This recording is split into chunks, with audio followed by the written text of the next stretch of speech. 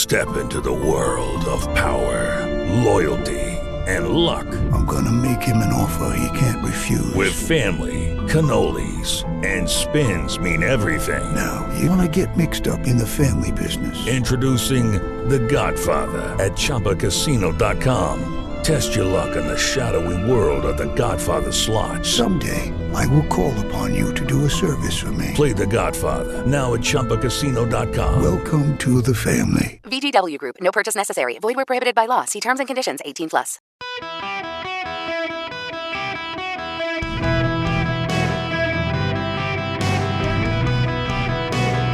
Welcome to the Eric Erickson Show podcast, Hour 2. Hello, America. Welcome. It's Eric Erickson here. Hello, those of you in Phoenix listening today. Glad to have you with me. I got a lot to talk about, but before I really talk about the stuff I want to talk about, we got to talk about the news. The important news. We are, 12 days. I can do some math in my head, even though I went to law school. It doesn't come easy. Like, as an aside, my wife, God bless my wife. You put a dollar sign in front of a bunch of numbers, and it is remarkable. Like, honey, what's 2,385,000 times 12? Honey, what's $2,385,218 times $12? Boom. Answer. It's remarkable. It is a life skill I don't possess, but you put dollar signs and like cash register money opens. I don't get it, but I'm occasionally I can do small math in my head. So there are 12 days, 12 days until a government shutdown. That's what all of this is about. It's not about my wife, who's awesome.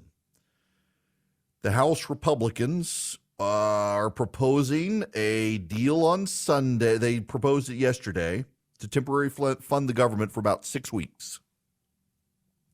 And they're trying to get it passed. The Senate is not going to go for it, and now they don't know that they can get it done. So there would be a 1% cut. But essentially what it would amount to is an 8% cut to everything other than defense. So the short-term funding bill would keep the government running until October 31st and trigger a 1% cut to current fiscal levels.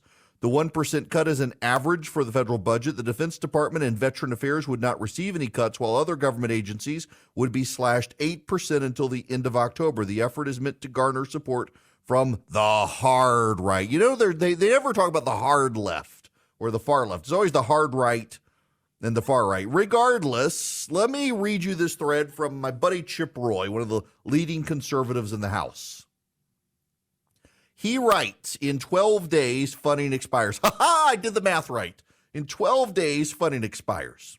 The question is what we demand to fund it. My position is that we must get substantive wins on, among other things, the border, Department of Defense wokeness, Department of Justice weaponization, and spending cuts to support funding. On the table is a 30-day funding extension at an 8% cut to non-defense, non-veterans federal bureaucracy, something we've never been able to do. That would include, importantly, an 8% cut to the Department of Justice funding as a first step to stop its abuse, along with border security in the form of most of H.R. 2, the Secure the Border Act, and spending riders to implement it. Recall that this bill resulted from our efforts in the spring to accomplish what we've never done, including 2018 with all Republican control, passing a security-only border bill, along with a defense appropriation bill that does not include a Ukraine supplemental, includes riders to defund abortion tourism, trans surgeries, diversity officers, critical race theory, and more, and continuing to fund veterans at current levels. In short, the bill is only 30 days. It would fund troops. It would fund veterans. It would cut federal bureaucracy 8% more than's ever been cut, including a weaponized Department of Justice. It would force strongest border security we've ever had, and it would refocus the military on mission over social engineering. Now, that is Chip Roy essentially coming out for the proposed 30-day deal. And this is important. It is a 30-day deal. It is not a long-term restructuring. It's just for 30 days to buy time to negotiate with the Senate. The problem is it's already starting to break apart. Matt Gaetz of Florida says he will not support a 167-page surrender to Joe Biden. Matt Rosendale of Montana calls the plan a continuation of Nancy Pelosi's budget and Joe Biden's policies. Marjorie Taylor Greene on Twitter said, I'm a no. Eli Crane of Arizona simply said no. And then there are objections from Dan Bishop of North Carolina, Corey Mills of Florida, Tim Burchett of Tennessee, Tony Gonzalez of Texas, Andy Ogles of Tennessee, Anna Paulina Luna of Florida, Victoria Sparts of Indiana, Ralph Norman of South Carolina, and others. Here's a problem, too. So Scott Perry, the chairman of the House Freedom Caucus, helped negotiate it. Tom Emmers is the chair of he's the majority whip, used to be the NRCC chair. A lot of these guys feel burned by the debt ceiling deal, and Matt Gaetz just flat out hates Kevin McCarthy, doesn't want to help him do anything. Ukraine funding is one of the big issues. On the House side, a lot of the Republicans don't want to fund Ukraine. On the Senate side, they want to fund Ukraine. Volodymyr Zelensky is headed to Washington, D.C.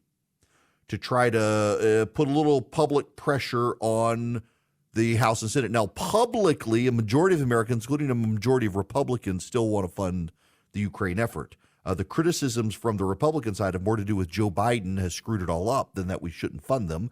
But a lot of the House Republicans have taken the position that they want not a penny more to go to Ukraine. So that'll be in contention. The Senate will probably win on that. There will be funding for Ukraine. The fact of the matter is Kevin McCarthy wants to fund Ukraine. He just can't be public about it. The problem, however, is how do you herd the cats? You have a 4-seat majority. 3 Republicans are out of Congress right now. They're under the weather. They're not going to be back, so you can only lose 1 vote. You're not going to get any Democrats. You have 12 days. What are you going to do? Now, McCarthy, I'm not a fan, but he has impressed me over the past few months to be able to find the votes to get things done. You're going to take Matt Gaetz off the table. This is the problem. You can't get this done this week because you got 3 Republicans out sick. They're not going to be there this week. So you lose 1 vote. That's Matt Gaetz, who's a guaranteed no. That means you can't pass this, so you're going to have to wait till next week. So you wait until next week, then suddenly you're running out of time. You got about 5 days before the government shuts down. Then you still have to get it past the Senate and to the president. And the Senate doesn't want to do anything the House wants to do. Both sides want to jam the other. Now, this is congressional lingo. What happens is both sides, and it's particularly the Senate that does this. The Senate's better at it than the House because of the way the Senate rules work. Essentially, the Senate passes a package. They wait until the last minute, and then they stick it on the House and say, you got to sign this or else. You got to agree to this or else. It's jamming the houses. They try to jam something into the House, force them to agree to it, whether they want to or not, typically sight unseen. Well, the House Republicans, they're not in the mood. And the conservatives in particular are truly not in the mood for a deal. So you have the situation, you've got really principled conservatives like Chip Roy. And Chip Roy's position is this isn't a good deal, but we have 12 days. This, for the very first time, cuts government meaningfully in a way we haven't done since, not reconciliation, sequestration. It's an actual, not a 1% cut to the future growth of government, but a 1% cut to the current government. It preserves defense funding. It takes 8% out of the Department of Defense for woke spending. It takes 8% out of the Department of Justice for their warfare. The Department of Justice just were able to get a conviction against 2 70-year-old women who were praying in front of an abortion clinic, claiming they violated access to the abortion clinic. They were standing there praying. They've been convicted in the District of Columbia. They could face 11 years in prison, these 70-year-old women. This money would be taken from the Department of Justice's prosecutions of Trump and prosecutions of pro-lifers, among others. So Chip Roy's like, I can go along with this. It's meaningful cuts for the very first time. It cuts certain things out of the Department of Justice and Defense. It actually funds border security. It would fund most of the Republicans' Border Act that they drafted H.R. 2. And it would only be for 30 days. So you get all that. It would only be for 30 days. We can, in those 30 days, structure something better.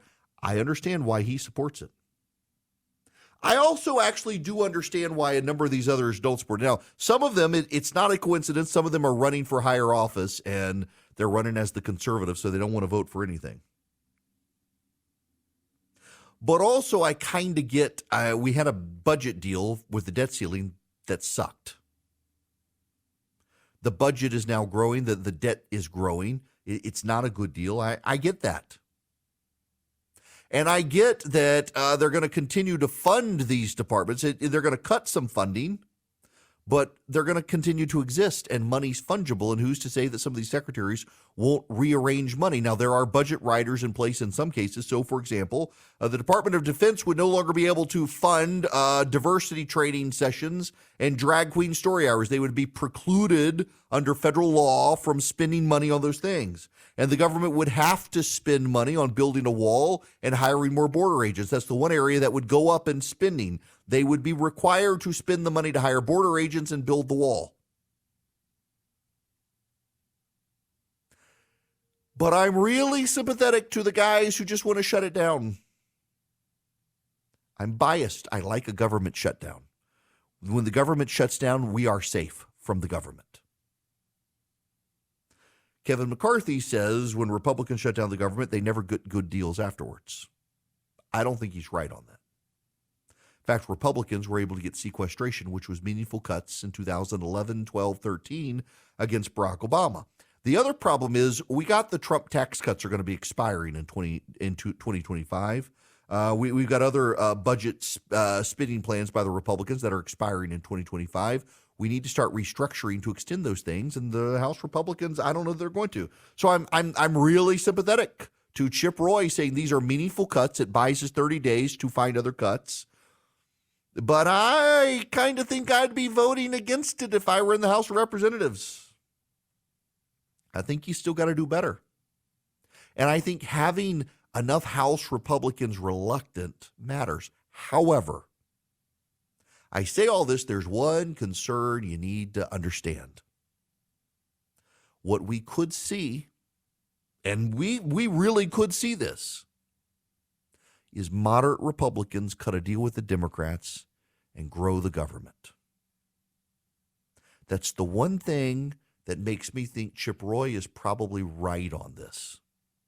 That we do get a 1% across the board cut. It amounts to an 8% cut of the federal budget because Defense and Veterans Affairs are left alone. Only some of their funding is restricted. So it gets a real world, meaningful cut, something we've never done. It buys us 30 days to do a better deal. And most importantly, it would prevent the moderate Republicans from having any incentive to cut a deal with the Democrats and force something through the House that most Republicans vote against that would grow government.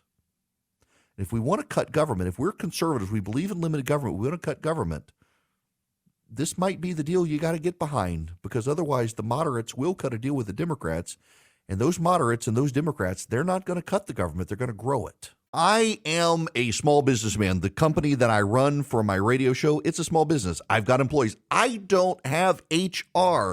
You may be in that situation, and you may really need HR. Well, you may want to talk to Bambi. When running a business, your employees can create all sorts of interesting situations, and they could get you in trouble. What happens when two employees are squabbling? One of them smells bad all the time. What do you do? How do you navigate the rules? With Bambi, you get access to your own dedicated HR manager starting at just $99 a month. They're available by phone, email, real-time chat.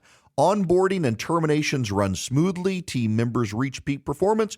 Your business stays compliant with changing HR regulations. Let Bambi handle your employees for you. Their HR autopilot automates important HR practices like setting policies, training, and feedback. Listen, you want U.S.-based HR managers who give you experience, expertise, a personal touch you need to make it seem like they're a part of your team. They could cost $80,000 a year, but Bambi starts at $99 a month. Schedule your free conversation today to see how much Bambi can take off your plate. Go to Bambi.com right now. Type in Eric Erickson under podcast when you sign up. It'll help you. It'll help your company grow. It'll help you keep peace of mind. It's spelled BAMBEE. BAM, BEE.com. Bambi.com. Type in Eric Erickson. Welcome. It's Eric Erickson here. The phone number 877-973-7425 should you wish to be on the program. The call screener's phone ringer was muted, so he didn't hear you if you called. It wouldn't be a Monday without firing somebody and rehiring them by the end of the day, I guess. Usually it's Philip. All right. This story, I may need to spend more time on it than this segment. However, California is trying to convince truck drivers, 18-wheelers, tractor trailers, whatever you call them, depending on where you are in the nation, that they should go electric. That's right. They should go electric. So David Girola Jr. got behind the wheel of an electric semi, took it for a spin. The southern San Diego-based trucker liked the way it looked. He liked the way it drove. He was impressed. But at this point, buying an electric truck makes no sense for Girola, a driver and small business owner with 2 trucks and 1 employee. The cost of an electric truck, even with federal tax incentives, is out of reach. Even if he could afford one, there are few places for a driver like him to charge an electric truck. And the limited range he can drive on a single charge, a couple hundred miles, wouldn't work on his daily trips to the Port of Long Beach. Round trip from San Diego, it's 234 miles. That means on one trip, somewhere coming back south to San Diego, got to find a charging station just to get enough power to get back home. And the 2 loads he's currently running per day, that becomes absolutely impossible with an electric truck. Well, the California Air Resources Board, or CARB, is going to start forcing companies to add only electric vehicles in January as part of a statewide mandate on greenhouse gases and climate change. The regulations are targeting larger fleets, those with 50 or more trucks, or that have $50 million or more in gross annual revenue. Starting in January, those businesses will only be allowed to add zero-emission trucks to their fleets. And by 2035, all trucks entering California seaports and intermodal rail yards have to be zero-emission vehicles. Y'all know this isn't going to work, right? This is just California screwing it up for the rest of us. At some point, we're going to need a law at the federal level that California can't keep trying to do these state regulations that mess everybody else up. You know, California, one of the upsides of it is they're about to spark an excess bacon supply nationwide. That's right. California is regulating pork producers. And so pork producers have started pulling their products out of California, which means more bacon for the rest of us. California going to start having major problems with cascading effects unless Congress does something, which they're not going to do. So other states are going to have to start mandating that you got to have diesel trucks. Wouldn't that be great? It would. AFP has thoughts on all of this. Americans for Prosperity, they've actually got thoughts on how California is trying to use their state regulatory power to control other states. And they've got proposals for states and for the federal government to push back, among other things. They're reigniting the American dream. They're getting rid of deregulation. They're fighting nationwide against Bidenomics, and they want you on their team. They train you up to be a really great activist. They train you how to be persuasive to your neighbors and local legislators and to members of Congress. And then they build up their army of activists, and they fight the regulatory state. If you want to join them, and I highly recommend that you do, go to americansforprosperity.org/Eric today. americansforprosperity.org/ERICK. You sign up with Americans for Prosperity, you become a better, more effective conservative activist, and on top of all of that, they get you involved at the state level to make real change for free markets and free people and limited government. americansforprosperity.org/Eric. Hello and welcome. It is Eric Erickson here. The phone number is 877-973-7425. Should you wish to be a part of the program, always happy to have you. In fact, let's jump to the phones. I'm going to go first to Paul. Welcome to the show, Paul. How are you? I'm doing fine, Eric. How are you today? I'm great. What's going on? Hey, man, I've got the solution for the whole budget thing. All right. Now, stay with me here for a second. I'll let them shut down the government and, reserve funding for the military, Social Security, and for Postal Service. And there will be no retroactive pay. I bet that'd bring them to the table, wouldn't it? Yeah, probably so. Probably so. You know, the thing is, though, they never, ever, they're not willing to do no retroactive pay. It's never been done. And it's always a theory because you don't get paid. Congress has to pass a piece of legislation to retroactively pay government employees, but they always have. Now, the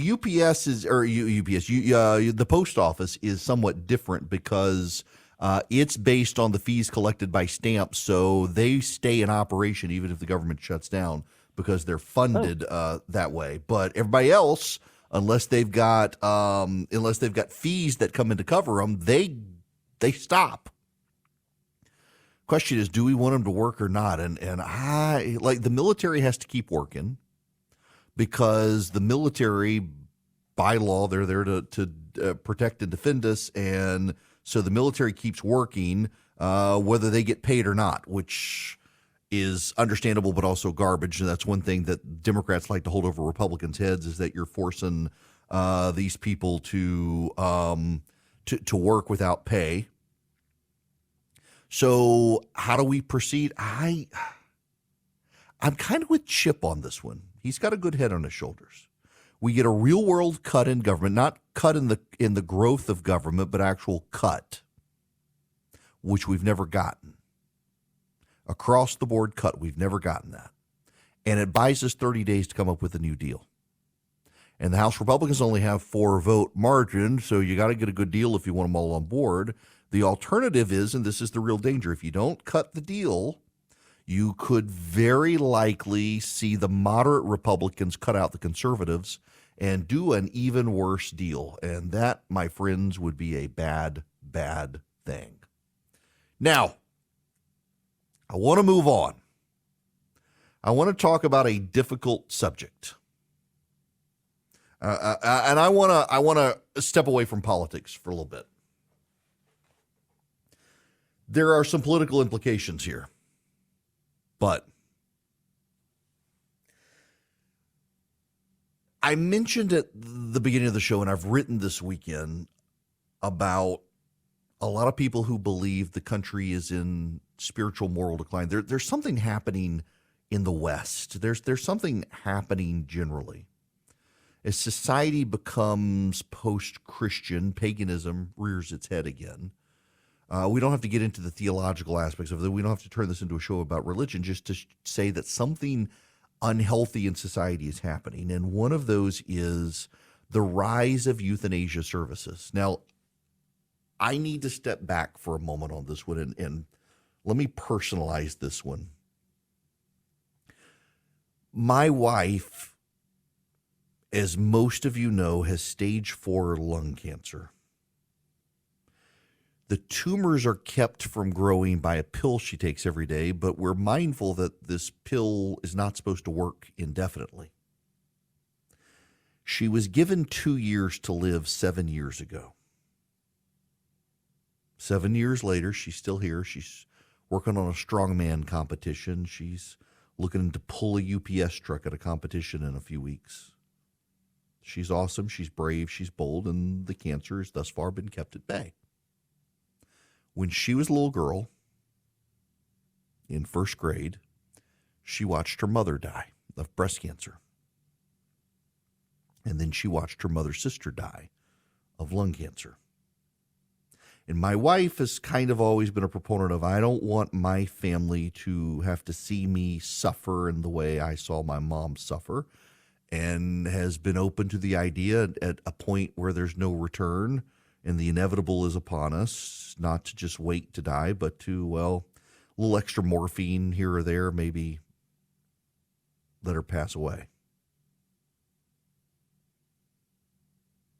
I don't like to think about it, but I got to talk about it with you guys to deal with the story here that I think we need to talk about, that we're not thinking about, that no one's really covering. I will tell you, and I can't keep my theological views out of this. You need to know my views, and they're easy for me to say because I'm not the one suffering.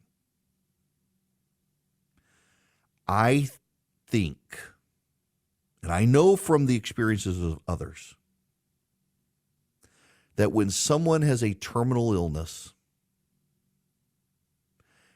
watching them suffer and seeing what they go through brings a level of closure so that the sadness at their death is mitigated because the experience has now come to a conclusion.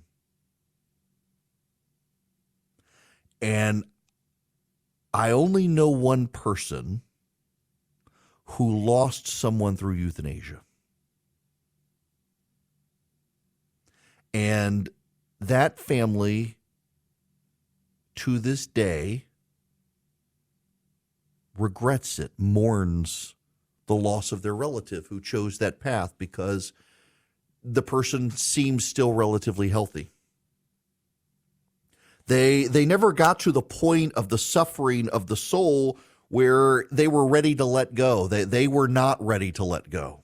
They had no say in the matter, and they resent it still. There's a ministry in suffering. Now, I'm not, when I say ministry, I know people's bells and whistles go off. I'm not thinking faith, Christianity, theology here. There's a ministry in suffering. When you are suffering, you're putting other people's lives in perspective for them, that, my life's not so bad. I tell the story all the time, and I genuinely, I am truly not making this up. This is a true story. This guy confronted me at a Books A Million. I was doing a book signing, and was telling me how he planned to commit suicide. He was sitting in his car, his gun was loaded, and he was about to eat a bullet. And he heard me talking about my wife's and my health struggles and me nearly dying and my wife having cancer and all the problems we've had. And he literally thought to himself, well, hell, my life's not so bad.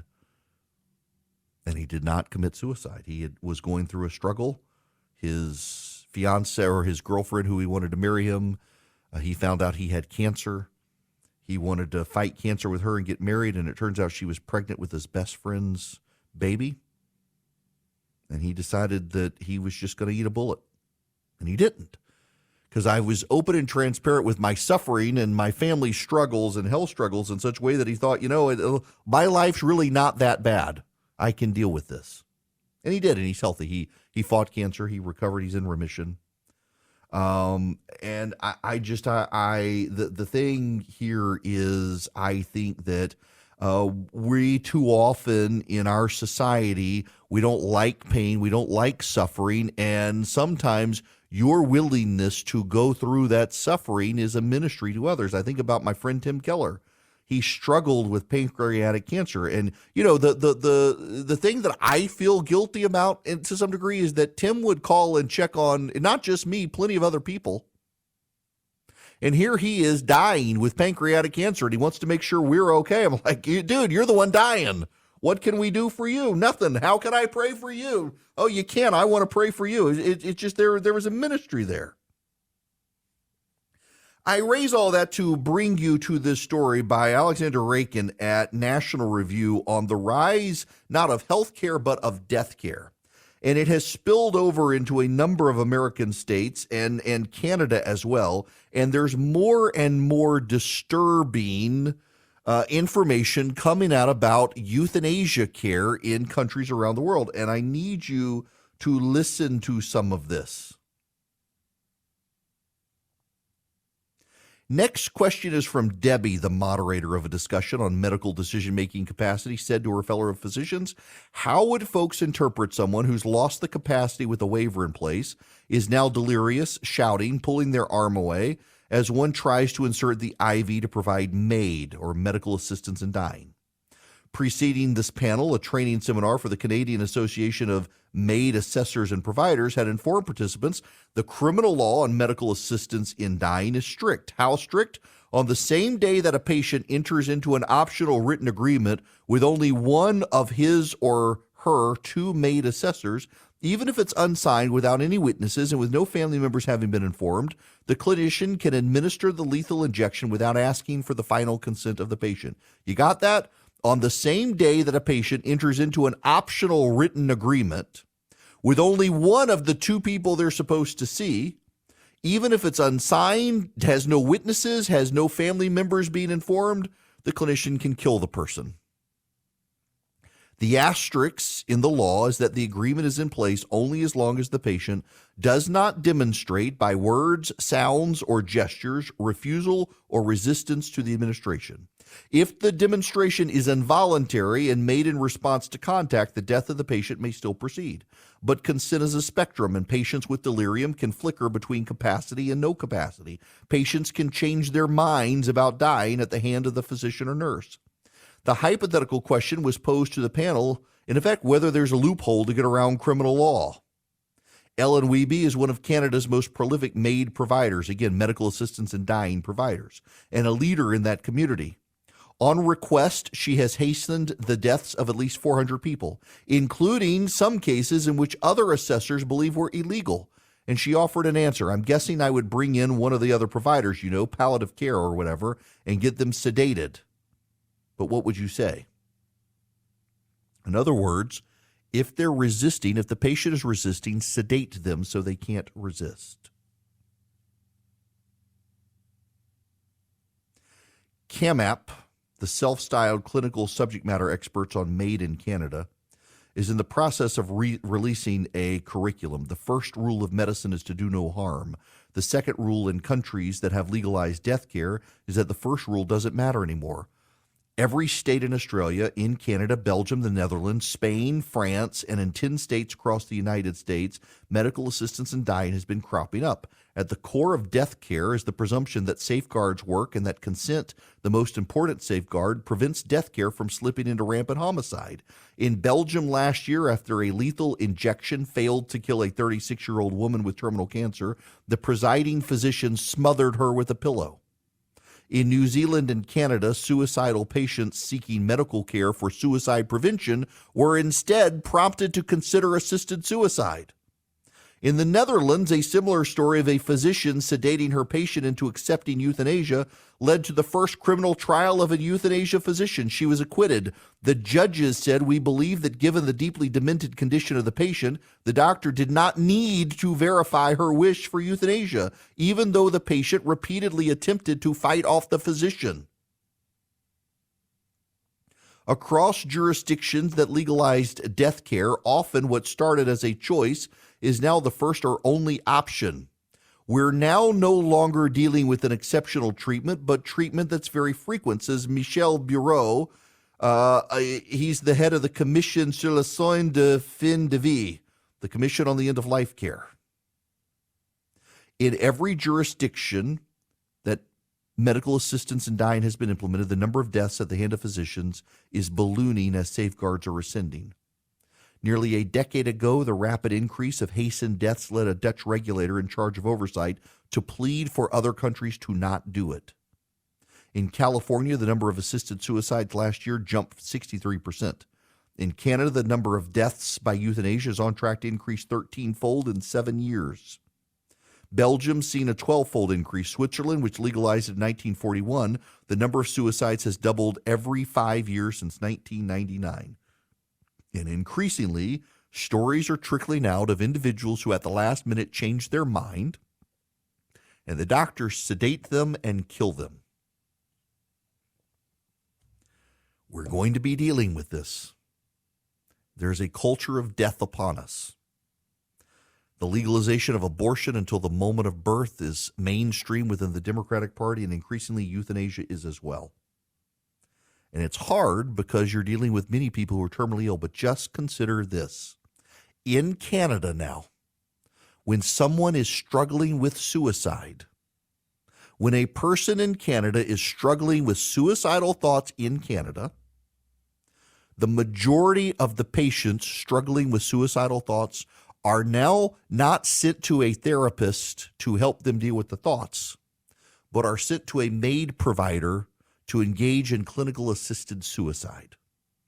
Those of you who deal with depression and suicidal thoughts, can I just ask you a question? We'll leave the rest of the audience out of this. What do you think about that? What do you think about that? Because it's happening, and it's going to happen here too. Now, while we're dealing with the collapse of civilization around us and the stock market and all the turmoil, I got to tell you, Swiss America, well, can't save society, but it might be able to help you save your portfolio. If your money is in precious metals, you can ease the ebbs and flows of the stock market, just some. Precious metals hold their value. Gold and silver tend to hold their value, and Swiss America is the leader in precious metals in this country for the last 40 years. Right now, you can get the Swiss America's Walking Liberty half dollars from the U.S. Mint. So the Walking Liberty half dollar silver coin is $13.50. It's a great low price for you, your kids, your grandkids. Limit 250 of them for purchase while supplies last. They are gorgeous coins. It's a great way to get into precious metal investing, and Swiss America can help you comply with IRA and 401k rules. To get this deal, you call 800-289-2646. 800-289-2646. You mention my name. You can text them at 800-289-2646 as well. Just text Eric. Message and data rates apply, or go to SwissAmerica.com/Eric. SwissAmerica.com/Eric. Hello and welcome. It is Eric Erickson here across America. I'm delighted to have you guys with me, and we got a lot more to talk about when we come back, including the continued strike by the United Auto Workers starting to have economic impacts around the country as Tier 1, 2, and 3 providers for the auto manufacturers begin to lay off, and their demands are just not grounded in the world. With Lucky Land Slots, you can get lucky just about anywhere. Dearly beloved, we are gathered here today to... Has anyone seen the bride and groom? Sorry, we're here. We were getting lucky in the limo and we lost track of time. No, Lucky Land Casino, with cash prizes that add up quicker than a guest registry. In that case, I pronounce you lucky. Play for free at LuckyLandSlots.com. Daily bonuses are waiting. No purchase necessary. Void where prohibited by law. 18+. Terms and conditions apply. See website for details.